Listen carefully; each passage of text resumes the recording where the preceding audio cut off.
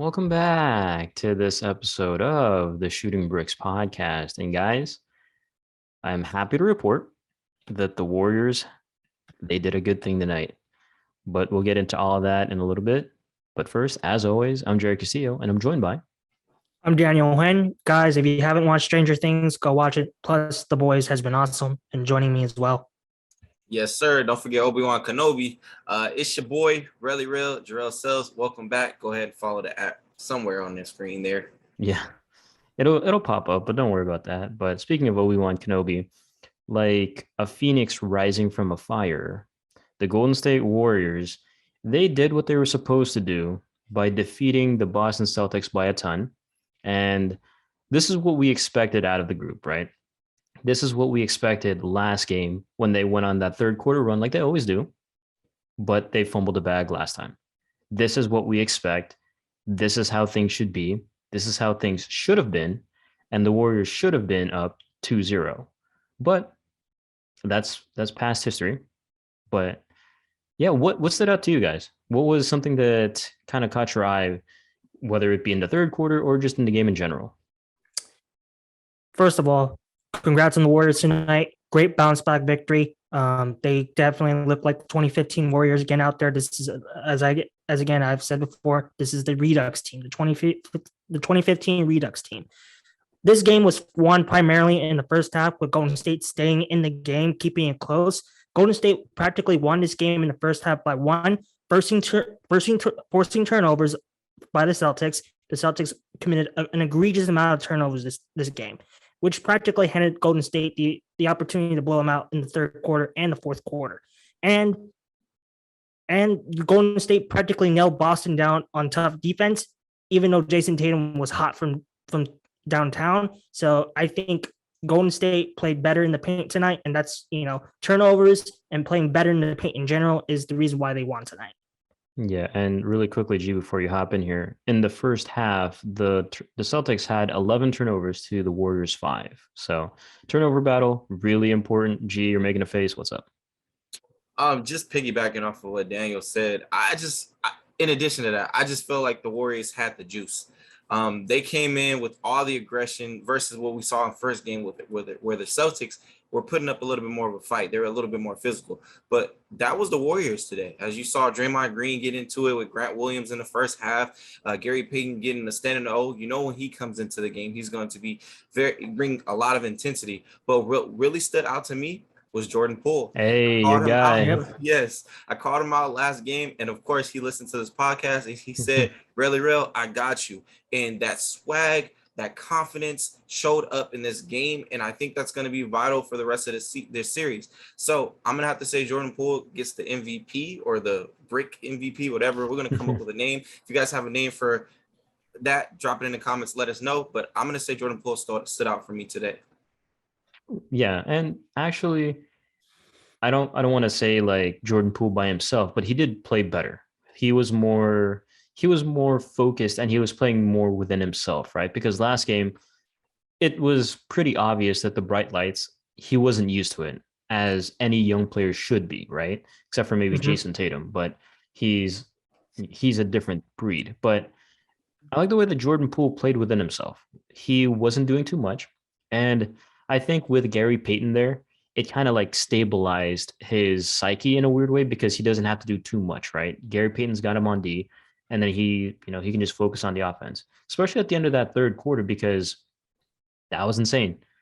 I mean, if dudes could just like heave how far was that? Like 45, 50 footers? Yeah, it was like almost to the half court line.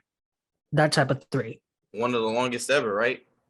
I don't know, man, but he was feeling himself because that was money, dude. If he can, well, not do that every single game, but if he can come like just play within himself, play free, be happy.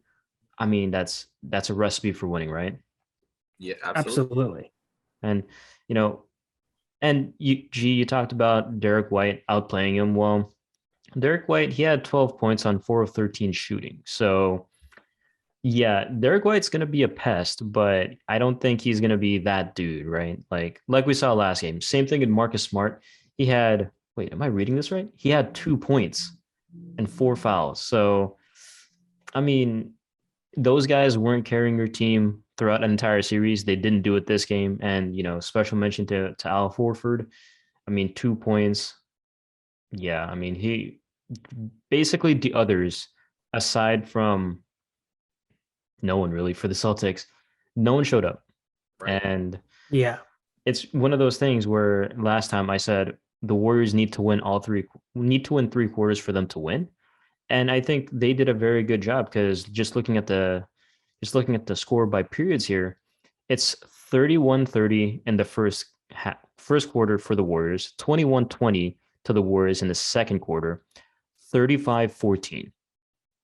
I mean, that'll do it. But what did you guys see with the Boston Celtics that was just, I don't know, it seemed kind of different, right? Because the third quarter, they fought back last game, but this, I think, within like halfway through the third quarter, or early in the fourth, Ime Udoka already pulled the starters. So what did you guys see that was, I don't know, indicative of this loss for the Boston Celtics? First off, in addressing again, just a little bit, kind of stepping back to the Golden State thing, I think what the difference was between games one and two was that Golden State never put they never let their foot off the pedal. So that's what happened. They were aggressive the entire game. I think what the key difference now going to Boston is between games one and two is that in game two, I don't think the Boston Celtics particularly played poorly this time around. It's just for some reason, Tatum was the only one that actually really, really showed up. And then the other guys, it's like that game one energy kind of just got wasted in game two. And then like the guys I just think collectively, mentally, going into game two, these Boston guys kind of like they kind of exhausted all their energy and they came in emotionally fatigued. So that's kind of what happened tonight. And that's why Tatum, who kind of started slow in game one, had like a 28 all-star performance tonight. So it's in a way the reversals of energy kind of happened with this Boston team. So that's why I think the result kind of happened the way it did tonight. All right. G, you made that. Yeah. Look, what's going on there? I hate to point out the advanced analytics, but Jayson Tatum was a negative 36 tonight. I'm not trying to call him out like that. I mentioned before in last episode, Kobe Bryant would shoot 4 for 20 in certain games, but there was just certain moments, certain iconic moments, certain points of the game where knew Kobe's presence. And I just feel like Jayson Tatum had a silent 28. It wasn't an all-star performance to me. If we look at Jimmy Butler, just in comparison, he's shown consistency in the postseason countless years. That's the type of consistency I'm going to need out of Jayson Tatum. He's not going to be able to have a regular game for the Celtics to win the NBA championship. 28 points, no offense to Jayson Tatum right now, that's a regular game for you, my guy. I need double-digit rebounds. I need you to be locking down defensively. I need you to pick your head up after you miss a shot. Maybe he needs to score an efficient 28. There's just certain things. I know the stats always don't tell stories. Trust and believe that because we have Russell Westbrook on our team this year. But it's just it wasn't impacting the game, and we weren't expecting the Celtics to be as consistent as they were in game one, where you had 3-4 players outside of Jayson Tatum scoring 15 plus points. With that being said, Jayson Tatum's going to have extraordinary games. He's going to have to be consistent overall in order for the Celtics to have a chance. That's very interesting because last time it was Jayson Tatum, Jaylen Brown, Marcus Smart, Al Horford, and Derek White, right? Those were the guys for Boston. But like we mentioned, they just kind of disappeared. And with Jayson Tatum, and I don't want to throw you guys on the spot, but I will anyways. If Boston were to win this series, what kind of games do you expect out of him? Because 28, how many points did he have last game? 12 Yeah. and 13 assists. 12, yeah. So very exciting game. Right. If 12 and 13 gets him wins, but 28, 6 rebounds, 3 assists, and 1 steal doesn't get him the win, what do you guys foresee him doing so that they can get a win? Well, for one, I think what happened in game one was that, and what happened in game two, look at the similarities of who won their games. Everyone on those on those squads put in a team effort. So in game one, not only did Jaylen Brown show up, like Derek White showed up, everyone showed up. Again, it's a team game. They put in a cumulative effort. And we saw that here in Golden State in game two. Everyone was giving the same type of energy. So if Boston is, I think it's the key here. If Boston is going to win this series, it's not rocket science. Not only does Jayson Tatum have to contribute like the way he did tonight, scoring around 28 to 30 points, Jaylen Brown has to come in there with 20 to 24 points. Derek White has to come in there with 18 to 20 points. It's all going to be about, how much the revolving supporting cast supports the main superstar. So, I mean, if, whoever does that the most wins the series at the end of the day. It's basic fact. It's just team sports. Right. And G, before you hop in here, just a quick note on Jaylen Brown. In the first quarter, he went 4 of 6 for 13 points. The rest of the way, if I'm reading this correctly, he went 1 of 11.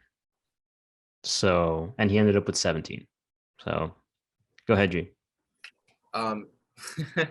Just like one of the Jets and Top Gun Maverick, he just fiddled out and he crashed and burned. And that's what's happening with Jaylen Brown. But much to what Daniel had said, I'm not putting it all on Jayson Tatum for the Celtics to win. He's going to need support.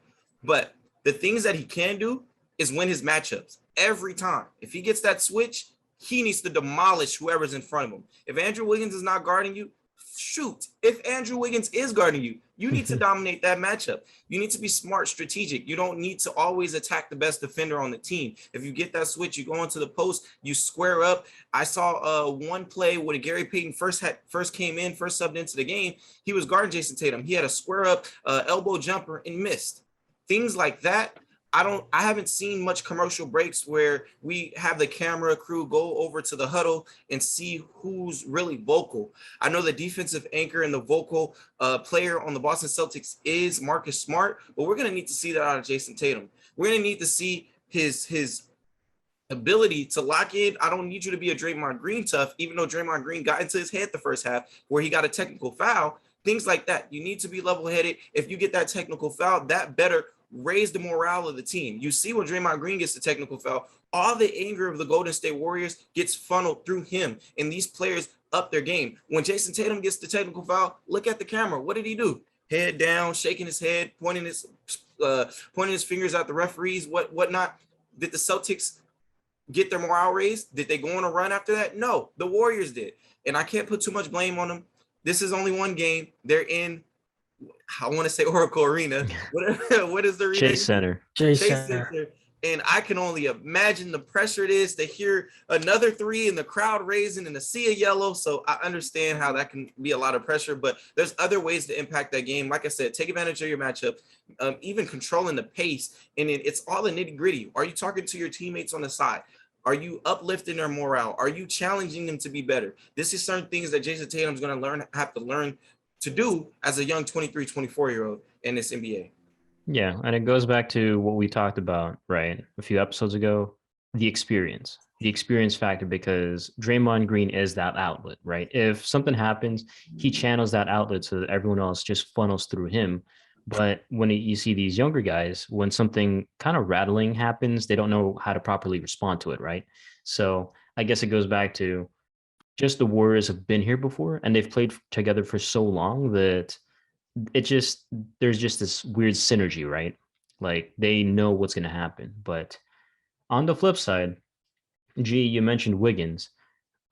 What do you think about his play, this game? Because he didn't do anything too crazy. He only had 11 points, 6 rebounds, 2 assists, and nothing really else. But he was a plus 19, which is second highest on the Warriors. So obviously he was doing something well. Did you like his effort, I guess, especially since he was crashing the offensive boards more? Absolutely. Wiggins is going to have to be that energy guy. I don't think he did too much to where I'm sitting here having to take notes and point him out for any lack or deficiencies this game. I'm not expecting him to, like I said, he has to just be an X factor. I'm not expecting a player to always score 20, always have 10 rebounds, always have 10 assists. As long as you're impacting a game that leads to a win, you've done your job. Now, if the score was reversed and he had these points, then maybe we might point that out, but it wasn't. I know that he hit a big three in that 10-0 run, during the second quarter. So things like that, where you have those vital moments where you are contributing to the game, and that's what Andrew Wiggins did today. So good job on him. I don't know how many possessions he was guarding Jayson Tatum because there's a lot of switching going on, but I think he did a good job, and whoever's attacking Andrew Wiggins is going to have a tough time. Yeah, and that's kind of what you expected from a person like Andrew Wiggins, right? The pressure's not on him anymore. He can just be mellow, but be mellow at 100% and get the things that he needed to do. And right now, I feel like that's his best role. It's just to be that guy, just to do all the nitty gritty along with Draymond Green, the X factor, like you said, G. But what about you, Daniel? What do you think about Golden State? I mean, about Andrew Wiggins, I think Andrew Wiggins practically did his job. He did what he was supposed to do tonight.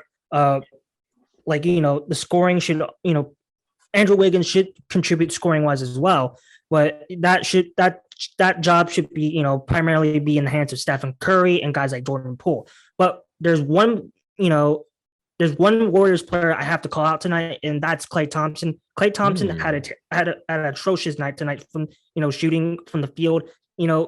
Klay Thompson is still he's obviously a vital part of this Warriors team.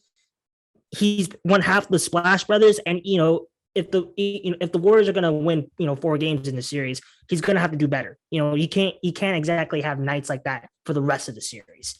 So if I'm Steve Kerr, I'm going to have to sit Klay Thompson down. Let's have a little bit of a chat, because the past 2 games, like, come on, man, let's get that engine started.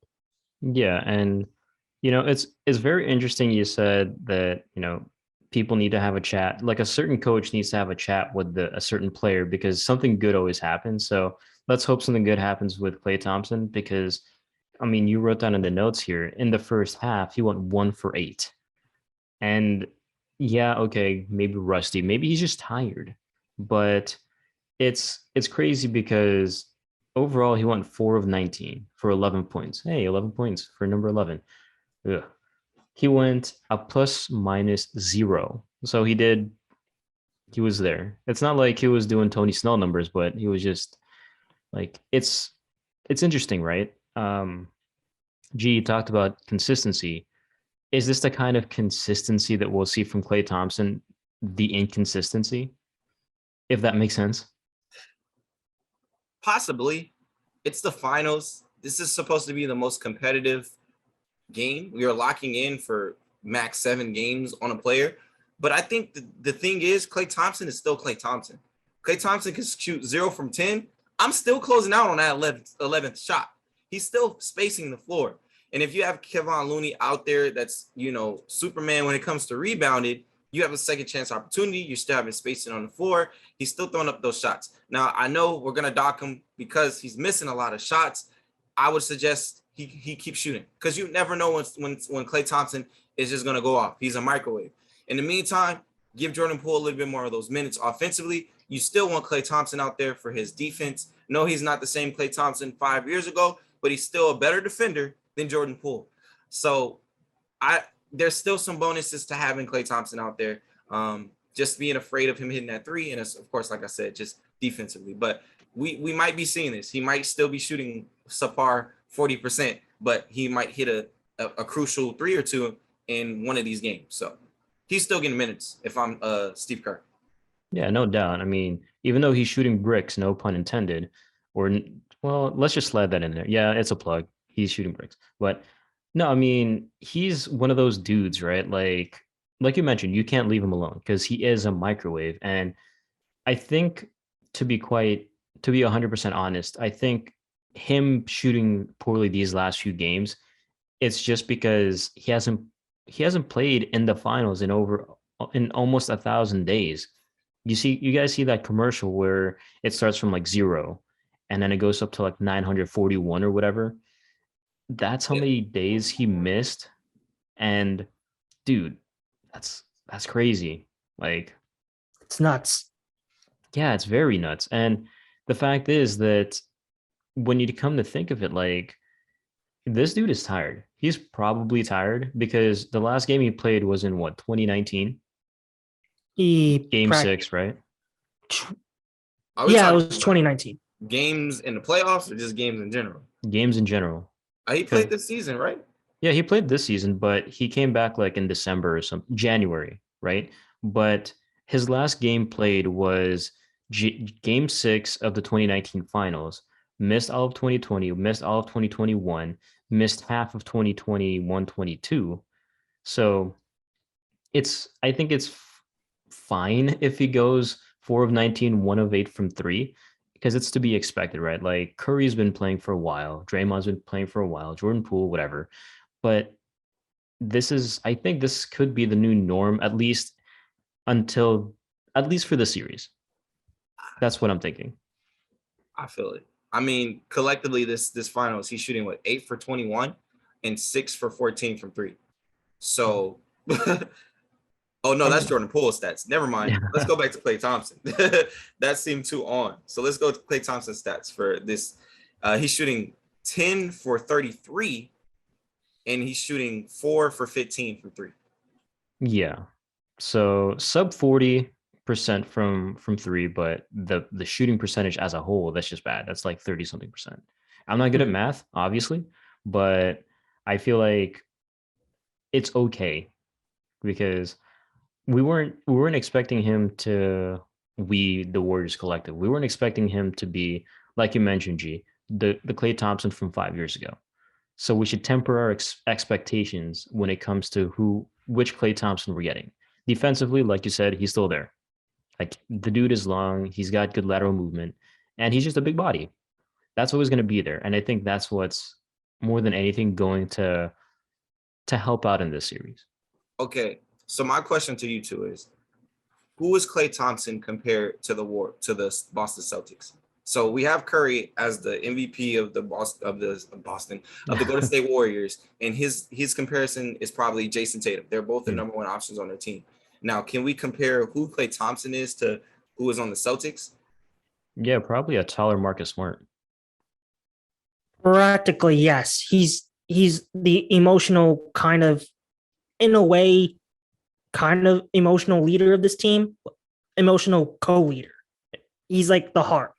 He's the guy in the locker room, telling guys on the court like, go there, go there.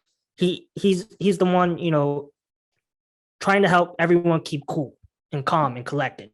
Yeah, he's just that dude that everyone likes. Okay. He's that guy. Let me be a little bit more specific.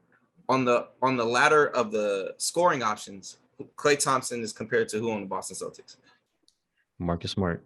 Okay. Practically. So, and how much do we expect from Marcus Smart, points wise? 10 to 15.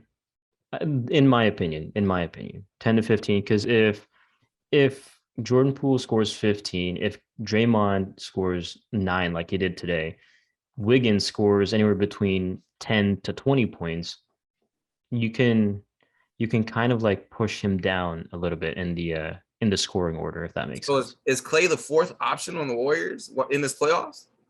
He very well could be, yeah. Because if he is, that's dangerous. Yeah, that's what I'm trying to say, right?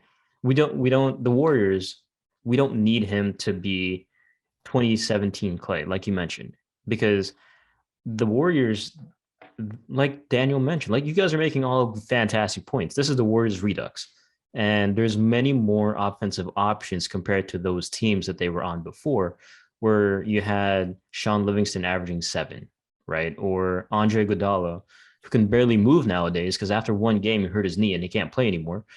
He was averaging 9 to 10, right? You don't need Klay to go for 20 now.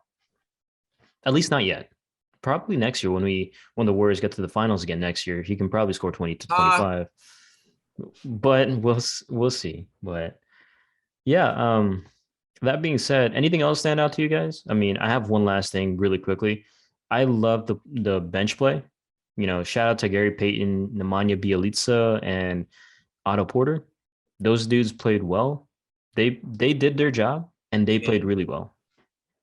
Jordan Poole?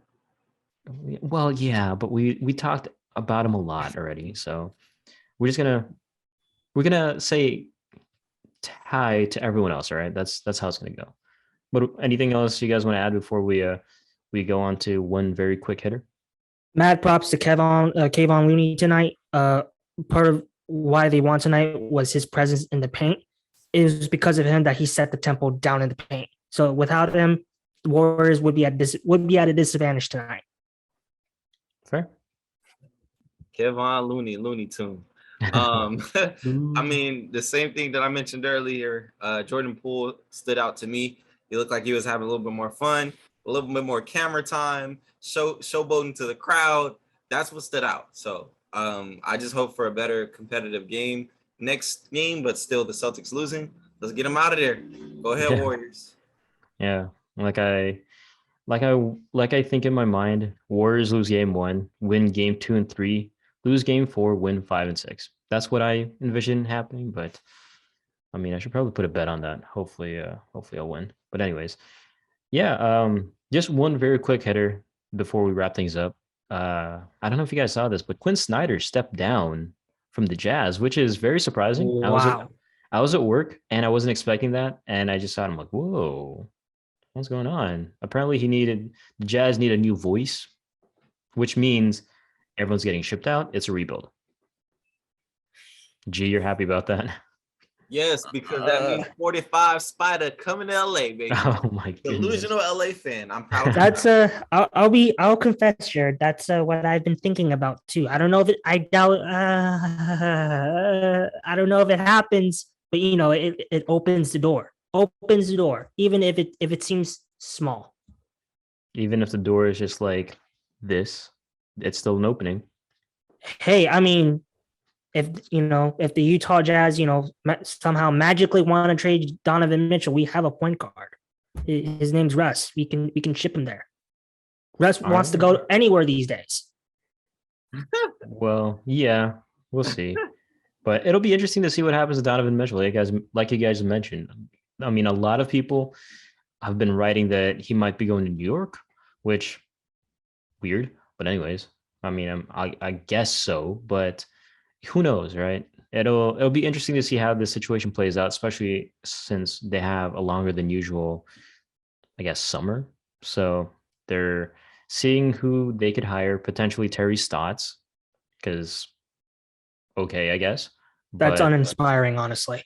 If I'm Donovan Mitchell, Terry Stotts. I mean, the defense is going to be there for sure, but we saw with Dame, CJ, and Portland, he's the coach that can get you to the playoffs, maybe the conference finals, but that's where it's capped out at. That's just my thing. That's just what I believe. But how old is Donovan Mitchell? Is like 25, 26. He's about to go into his prime. I think Donovan Mitchell might, sooner or later, he might start entering, having pictures of the Larry O'Brien in his head. So I don't know if Western Conference Finals just getting there is all he wants. Sooner or later he's gonna. No, I want to go to the NBA Finals. And LeBron's still playing good. I guess, but what about you, G? What do you think about all this Utah Jazz mania? It's gonna be a very interesting offseason. I'm not shocked that Quinn Snyder left. I mean, it's time for a change. He sees the winter is coming. He sees the rebuild happening. So the first bet is Rudy Gobert. He needs to be the first one to go. Yeah. Donovan Mitchell says he wants out. I'm pretty sure 29 of the 30 teams are going to be calling, including your Golden State Warriors. Oh, yeah, no doubt. it'd be weird if they didn't. But exactly. It's crazy that we're saying that the Utah Jazz are about to rebuild when Gobert's 29 and Donovan Mitchell's 25. Like, dude, it doesn't work. I guess so, but really dumb. Because I was looking at his age. Just a quick aside. It says someone wrote that they should trade Anthony Davis for Rudy Gobert. No. Okay. All right, fair. Just a straight up no. But at any rate, things that you shouldn't say no to are subscribing to the Shooting Bricks podcast and leave a review on your platform of choice. It really helps us out. Lastly, make sure to follow us on @podcastbricks on Twitter, @shootingbrickspodcast on Instagram, and @the shootingbrickspodcast on YouTube for all the news and the video of this episode of the Shooting Bricks Podcast. And again, quick shout out to the fans. You guys are awesome. We love the back and forth, especially on TikTok. You guys have been killing it over there. So thank you so much for that. Thank you so much for the support. And as always, I'm Jarrod Castillo. Just want to reiterate, I send my love to the fans as well. You guys have been amazing. I'm Daniel Wayne, Jurassic World Dominion this weekend, and joining me as well. Yes, we love the movies. Keep it up, y'all. Keep engaging. Drop your comments, drop your reviews, and keep getting these shout outs. You know who it is. It's your boy, Real Celtics. And we'll see you guys next time.